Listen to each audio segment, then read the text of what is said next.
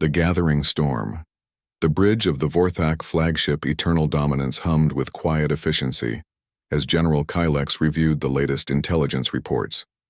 The massive vessel, stretching nearly 3 kilometers from bow to stern, served as the command center for the most powerful fleet in the Outer Rim territories.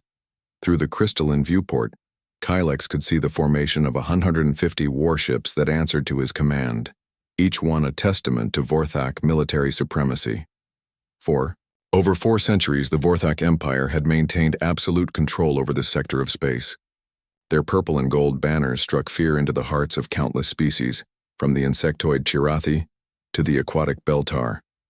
No civilization had ever successfully challenged Vorthak authority, and Kylex intended to keep it that way. His tactical officer, Commander Zelix, approached with a data tablet clutched in his 4-fingered hands. The Vorthak were a tall, lean species with silver skin that seemed to shimmer under artificial light. Their large, dark eyes could process information at incredible speeds, making them natural strategists and pilots. "General, we have received the updated reconnaissance data on the human convoy," Zelix reported, his voice carrying the formal tone that all Vorthak military personnel used when addressing superiors. Kylex accepted the tablet and scanned its contents. According to their scouts, a small group of human vessels had been detected moving through the Kepler Nebula, apparently heading toward the disputed mining worlds in the Tau Sigma system. The humans were relatively new to this part of the galaxy, having only established their presence in the outer territories within the past 50 years. "How many ships?" Kylex asked, his attention focused on the tactical breakdown. 8 combat vessels, General. Our intelligence suggests they are escorting a convoy of civilian transports and cargo haulers. Total fleet size appears to be 26 vessels, including the non-combatants. Kylex's expression showed something that might have been amusement among his species. 8 ships. The humans had sent 8 ships to challenge Vorthak dominance in a system that his empire had claimed for over 2 centuries. It was almost insulting in its audacity. "What class of vessels are we dealing with?" he inquired, though he suspected the answer would be equally unimpressive. "Mixed configuration, sir. 3 destroyers, 4 frigates, and 1 heavy cruiser. Their technology appears to be standard human military grade. Nothing that would pose a significant threat to our forces." The general walked to the main tactical display, where a holographic representation of the local star system showed the positions of various fleets and installations.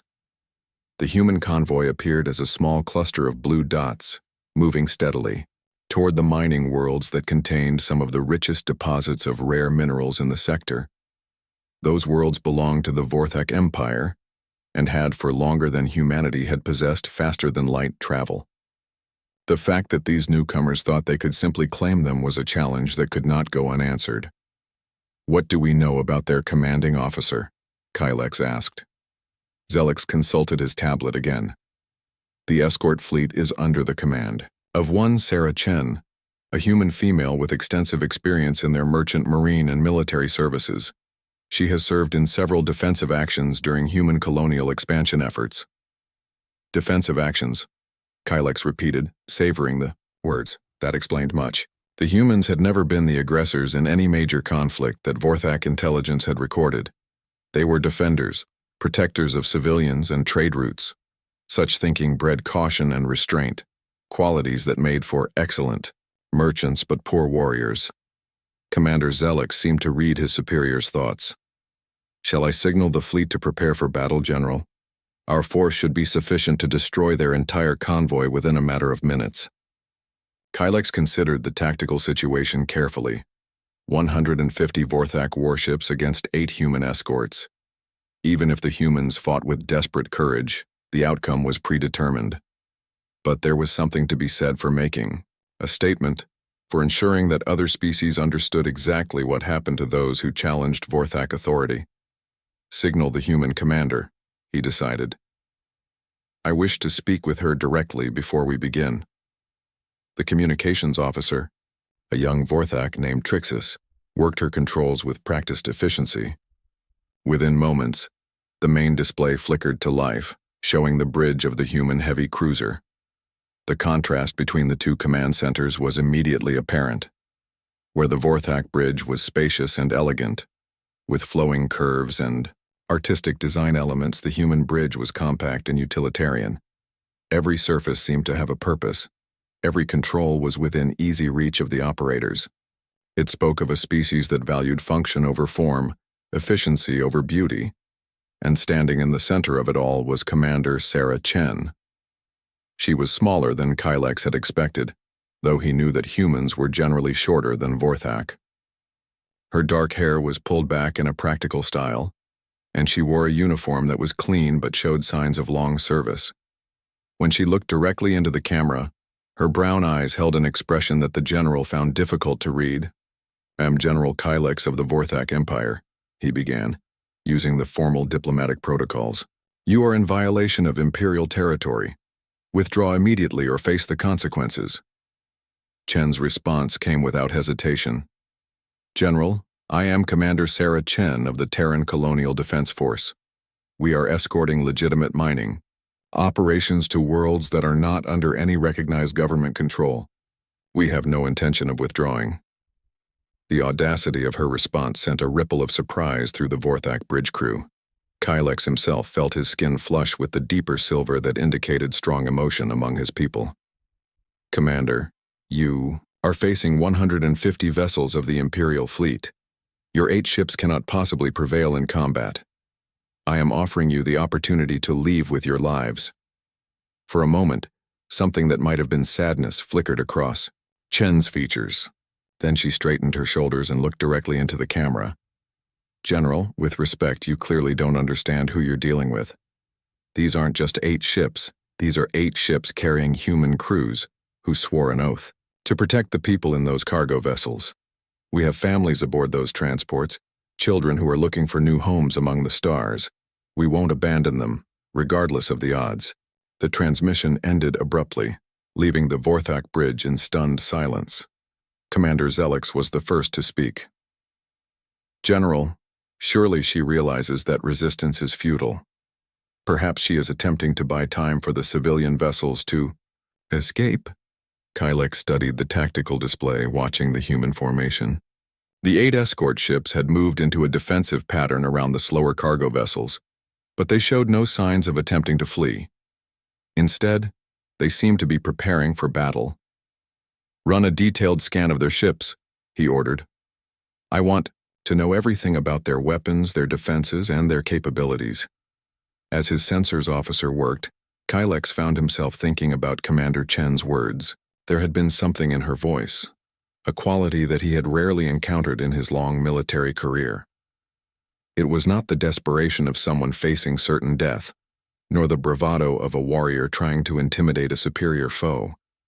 It was determination, quiet, absolute, unshakable determination. The sensor report appeared on his screen, and Kylex frowned as he read it. The human ships were indeed smaller and less heavily armed than Vorthak vessels of equivalent class. Their armor was thinner, their energy shields weaker. By every measurable standard, they were inferior. But there were anomalies in the readings. Power signatures that didn't quite match the expected patterns. Energy readings from sections of the ships that should have been empty space. And most puzzling of all, the human vessels seemed to be operating at energy levels that were dangerously high for their reactor specifications. "Are these readings accurate?" he asked his sensors officer. "Yes, General. However, I should note that our intelligence on human military technology is somewhat limited. They have only been active in this sector for a short time, and they have not engaged in any major conflicts that would reveal their full capabilities." That gave Kylex pause. The Vorthak Empire had conquered dozens of species over the centuries, and they had detailed files on the military capabilities of every potential threat. But humanity was different. They had emerged onto the galactic stage, quietly, establishing trading posts and mining colonies without drawing much attention to themselves. Perhaps that had been a mistake on the part of Vorthak intelligence. "Signal the fleet," Kylex commanded. "All ships are to prepare for combat, but I want them to proceed with caution. These humans may have capabilities that we do not fully understand." Commander Zelix's expression showed surprise. "General, surely You don't believe that 8 ships could pose a threat to our entire fleet? Kylex looked once more at the tactical display, studying the human formation. There was something about their positioning that nagged at him, a pattern that seemed almost familiar but not quite recognizable. Commander, in my experience, any enemy that stands and fights against impossible odds either knows something that you don't, or is dangerous in ways that you haven't anticipated. The humans have chosen to fight. That suggests they believe they have a chance of winning. The bridge fell silent as the implications of that statement sank in. Throughout the fleet, weapons were being charged and shields were being raised. In less than an hour, the battle would begin. But as General Kylex prepared to give the order to attack, he found himself wondering if perhaps 150 ships might not be enough after all. When underdogs bite back, the first salvo from the Vorthak fleet lit up the darkness of space like a deadly fireworks display. Hundreds of energy beams and plasma torpedoes streaked across the void toward the small human formation, each one carrying enough destructive power to vaporize a city block. Commander Sarah Chen watched the incoming barrage on her tactical display, with the calm expression of someone who had faced impossible odds before. Around her, the bridge crew of the Defiant worked with the quiet efficiency that came from years of training and absolute trust in their commander. All ships, implement Protocol 7, Chen ordered into her communications headset. Her voice was steady, showing none of the tension that every person on the bridge was feeling. The human formation suddenly scattered in a pattern that would have looked like panic to an outside observer. Ships broke away from the convoy at seemingly random vectors, abandoning the careful defensive positions they had maintained during the approach to combat. On the bridge of the Eternal Dominance, General Kylex watched this apparent dissolution with satisfaction. As expected, he commented to Commander Zelix, when faced with our overwhelming firepower, they have lost formation discipline. But his satisfaction lasted only moments. The Vorthak weapons, targeted at the positions where the human ships had been, found empty space. Every single shot missed its intended target. More troubling still, the human vessels hadn't simply fled in random directions. As Kylex watched, they began to reappear on his sensors in new positions that formed a three-dimensional pattern around his fleet. "What are they doing?" Zelix asked, his voice carrying the first hint of concern. Before Kylex could answer, the human ships opened fire. The weapons that emerged from the human vessels were not what Vorthak intelligence had predicted. Instead of standard energy beams or kinetic projectiles, the humans launched what appeared to be small, fast-moving objects that swarmed toward the Vorthak formation like angry insects.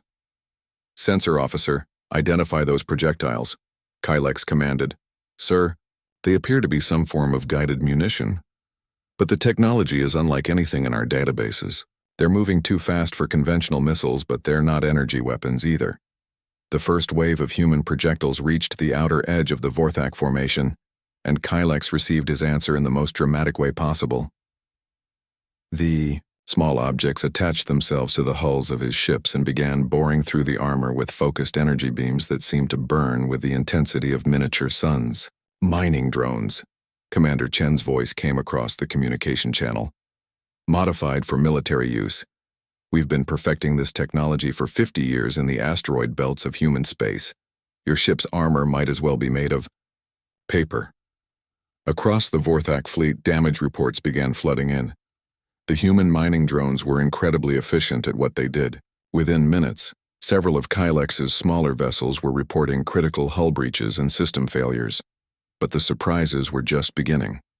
The human ships themselves were revealing capabilities that hadn't shown up in any intelligence report. What the Vorthak had assumed were standard destroyers and frigates were proving to be something else entirely. Their hulls were opening to reveal hidden weapon banks and launch tubes. Their engines were producing thrust levels that should have been impossible for vessels of their size.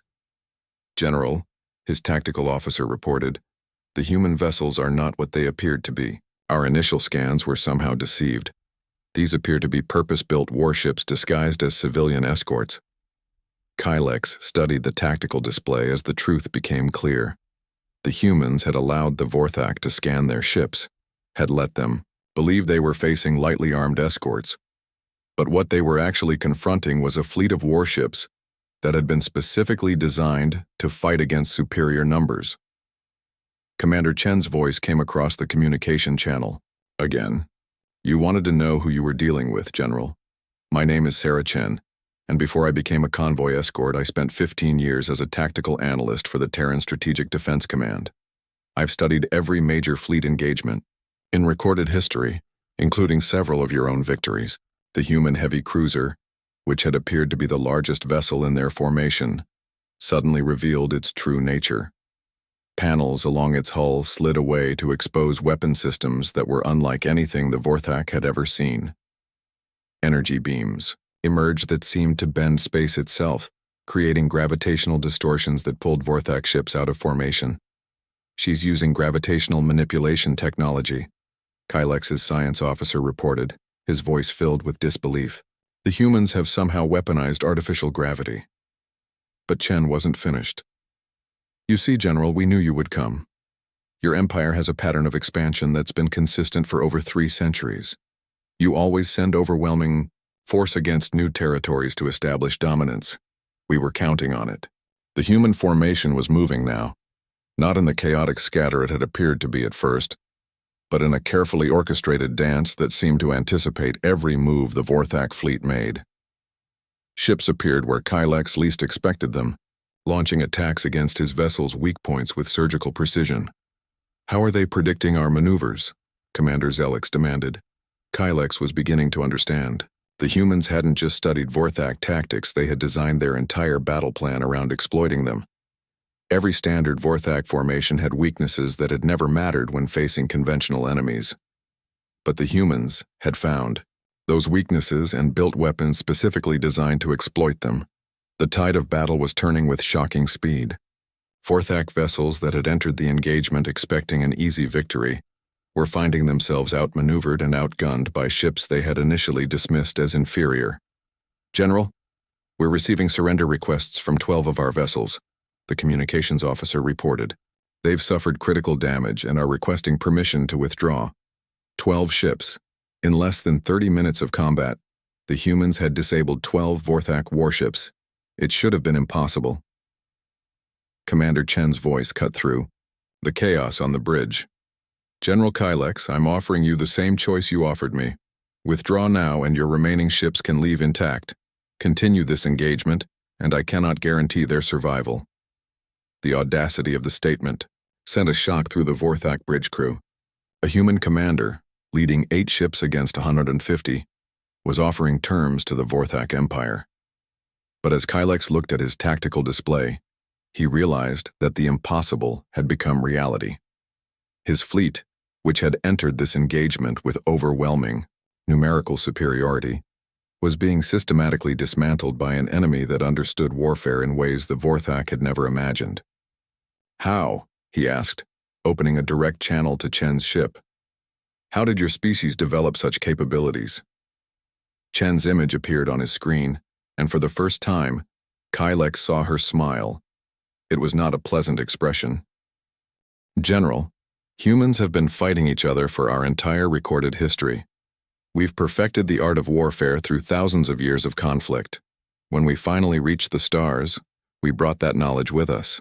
What you're seeing isn't superior technology.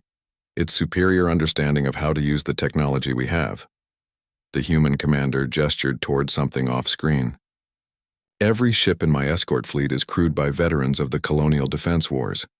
These aren't merchant marines playing at being soldiers. These are professional warriors who have spent their entire careers learning how to fight against impossible odds. As if to emphasize her point, another wave of mining drones swarmed toward the Vorthak formation, this time targeting the engine systems of the larger vessels. The humans weren't trying to destroy the enemy fleet. They were systematically crippling it. Your choice, General, Chen continued.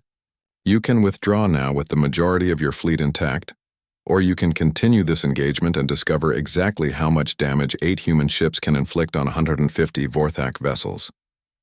Kylex found himself facing a decision that no Vorthak commander had been forced to make in over 2 centuries.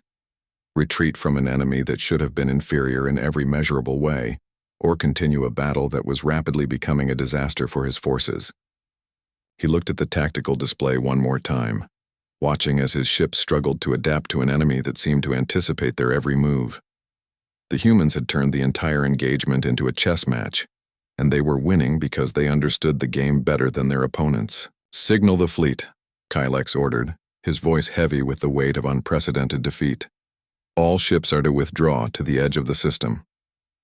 As the Vorthak fleet began its retreat, General Kylex took one last look at the human formation. The 8 escort ships had reformed around their convoy, resuming their protective positions as if nothing had happened. But something had happened. Word of this engagement would spread throughout the galaxy, carrying with it a new understanding of what humanity was capable of. The small fleet with the blue and white emblem of Earth had just announced their species' arrival on the Galactic stage in the most dramatic way possible. The humans were no longer an unknown quantity. They were a force to be reckoned with, and the galaxy would never look at them the same way again.